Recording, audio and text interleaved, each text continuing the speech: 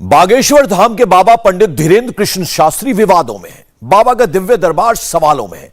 अंधविश्वास और धोखाधड़ी के आरोपों के बाद आज रायपुर में पंडित धीरेन्द्र शास्त्री ने अपना दरबार लगाया और एक बार फिर दिव्य दरबार में हाजिर होकर पहली परीक्षा दी। लोगों के नाम बताए, उन्हें मंच पर बुलाया और उनकी समस्याओं को एक पर्ची पर लिखकर बताया और आखिर में समस्या का उपाय। रायपुर के इस दरबार में लाखों भक्तों की भीड़ आई। ऐसे में अब सवाल यह है कि क्या वाकई बाबा लोगों के मन की बात जान लेते हैं? और रायपुर में आज पंडित धीरेन्द्र शास्त्री के दिव्य दरबार में इंडिया टीवी की टीम भी मौजूद थी। बाबा के दिव्य दरबार से लाइव रिपोर्टिंग की और उन उलझे सवालों के जवाब तलाशने की कोशिश की जो इस वक्त देश भर में चर्चा का विषय है। क्या वाकई बाबा के पास कोई दिव्य शक्ति है? धीरेन्द्र शास्त्री ने अपने दिव्य दरबार में एक एक कर लोगों को बुलाया और उनकी समस्याओं को पर्ची पर उतारने का दावा किया और सवाल के बाद पहली परीक्षा देने उतरे। आपको रायपुर का यह पहला दावा दिखाते हैं। ठोस में बोल देते हैं, हम जल्दी जल्दी बोल देते हैं, कुछ एक आध शब्द यहाँ वहां हो सकता है, ऐसे बैठ जाता ना कोनो ना मुंह दिखा जाए, नहीं तभी घर आए, अरे भैया ओ भाई साहब इतने बैठ जा, ओ राजा इतने बैठ जा, हाँ नजदीक आ जा। कहाँ को आए? यहीं से, रायपुर से ही हूँ। अच्छा ले अब जितने भी पत्रकार हैं इन्हें पकड़ो, लगाओ इन्हें मार के, हमसे जी मिले तो नहीं है। हाँ कहाँ रहते हो? यहाँ यहाँ शिवानंद नगर में किराए में रहता हूँ। अच्छा तो आपने अपना नाम यहाँ बताया था क्या? नहीं, किसी को नहीं बताया। किसी ने आपसे पूछा था क्या? नहीं। अच्छा मेरी बीवी को बुलाऊं सर? इस वक्त जो है जो शख्स इस वक्त मंच पर बैठे हैं उनके बारे में सारी कुछ चीजें जो हैं वो पंडित धीरेन्द्र शास्त्री लिख रहे हैं। मेरा मतलब पेन है, कमर में थोड़ा प्रॉब्लम है, कमर में दर्द है। बीवी को भी थोड़ा मतलब उसको भी प्रॉब्लम रहता है, तो अभी ठीक नहीं रहता है। पढ़े लिखे हो? यस। क्या पढ़ाई की आपने? बीकॉम। आप बीकॉम? आप मानते हो कोई बिना बताए पहले से पर्चे पर लिख दे? नहीं। नहीं मानते? नहीं मानता हूँ मैं, मतलब लिख सकते हैं। अच्छा लिख सकते, पावर अगर है तो लिख सकता है। हाँ। तो आप मानते हो कि आपकी बात लिख गई होगी पर्चे पर? लिखा हुआ है।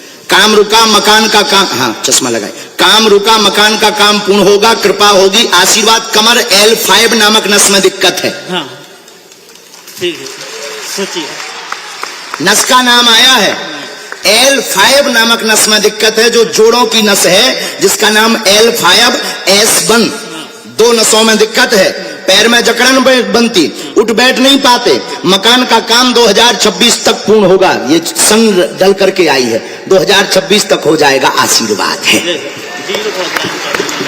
ये सारी बातें आप जो सुन रहे हैं वो पंडित धीरेन्द्र शास्त्री ने सिर्फ इस शख्स का नाम लिया, वो मंच पर उठ के आया, उसे कहाँ क्या दिक्कत है वो बताई और वो सारा कुछ जो है वो यहाँ पर लिखा हुआ और इसे ही चमत्कार कहते हैं और इसी पर सवाल भी उठ रहा है। लेकिन जो सवाल उठा रहे हैं उनको माकूल जवाब देने की कोशिश जो है वो इनके तरफ से की जा रही है और यहाँ पे दिव्य दरबार लगा है। जिन लोगों ने सवाल उठाया है उनको भी यहाँ पर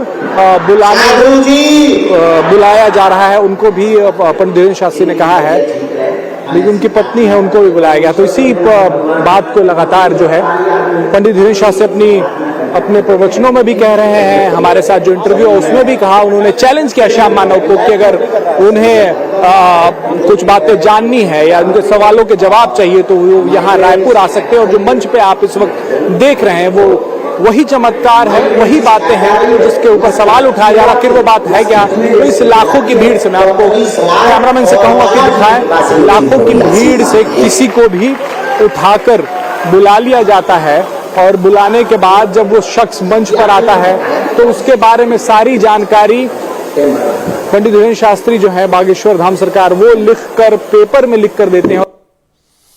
अब जरा आपको इन शख्स के पास लिए चलते हैं जो अभी अभी बाबा के मंच पर थे और जानने की कोशिश करते हैं कि धीरेन्द्र शास्त्री ने जो बताया क्या वो सच है या उन्हें कहीं कोई संदेह है। बागेश्वर धाम सरकार की पर्ची लेकर और उनकी भभूत लेकर सुनील जी अभी मंच से उतरे हैं।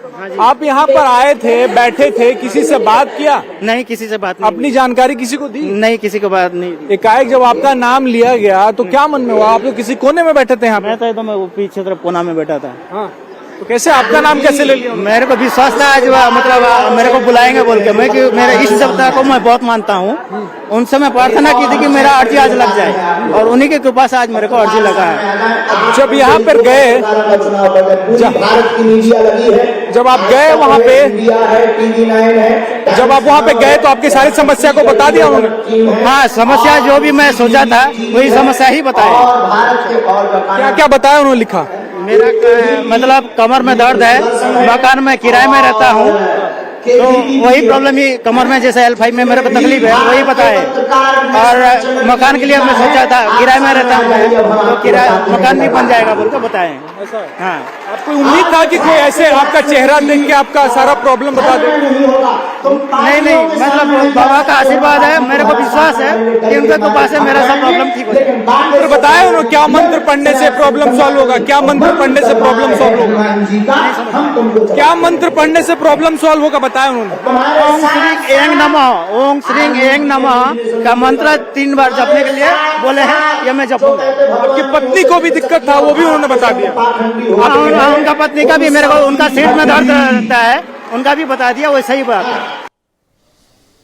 अब जरा आपको दूसरा केस दिखाते हैं। अनीता नाम की एक महिला को बाबा ने आवाज दी और उनकी समस्याओं पर पर्ची पर लिखने का दावा करते हुए उपाय भी बताए। इंडिया टीवी की एक्सक्लूसिव रिपोर्ट देखिए।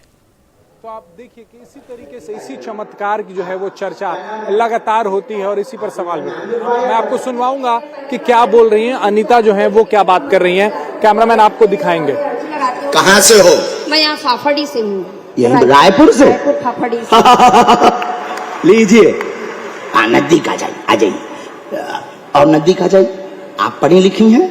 हाँ सर। अच्छा, अंधविश्वास में तो नहीं पड़ गई? नहीं, किसी ने तुम्हें बुलाया तो नहीं? नहीं, मैं बालाजी हमारे घर के इष्ट देवता है। बहुत अच्छा, इसलिए तो आपकी अर्जी लगी पहले ही। आप यहीं डी में बैठी? हाँ, पीछे, बहुत पीछे बैठी। अच्छा,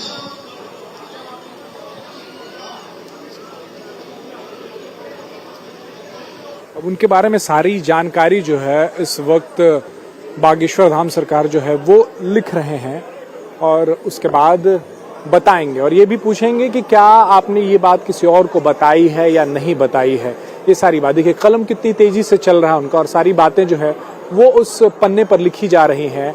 और साधु जी, और जो लोग दरबार के ऊपर उंगली उठाते थे वो आज आंख खोल कर देख लें दरबार।